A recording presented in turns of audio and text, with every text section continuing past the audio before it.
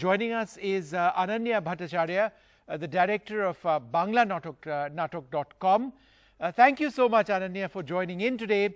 Now, you work extensively on the ground through Banglanatak. Tell us what you do and the reality that you see on the ground.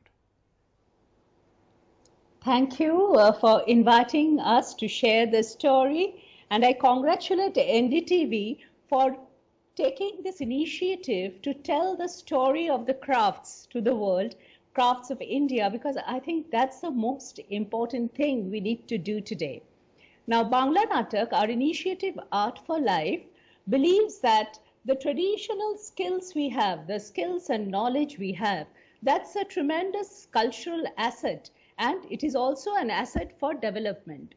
So Banglanatak Dot Com works across India with traditional artists, folk artists, performing artists, craftsperson, to build what we say grassroots creative enterprise and empower them to become creative entrepreneurs.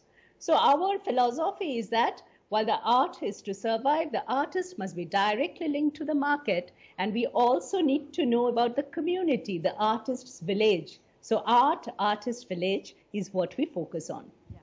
Ananya, you use culture as a tool for behavioral change in the work you do. So promoting artisans and craftspeople may have more than one positive effect. It could improve their lives beyond just helping them earn a livelihood. Yes, I think that's the biggest learning we had during the pandemic. We work with more than 25,000 artists. And I'm very happy to share it with you how we saw their resilience. During this time, as we all are aware, the entire market was disrupted. All traditional channels to market were disrupted owing to the pandemic. And so there was no income. But these artists, they did not give up hope, and they invested in innovation and in creating new products, and they upskilled themselves to use digital technology. So our artists, they have been using Facebook Live, they have been using WhatsApp to sell their products. There is a case of, artists like the Patachitra artists in Naya who have created new stories and new scroll paintings on the impact of pandemic.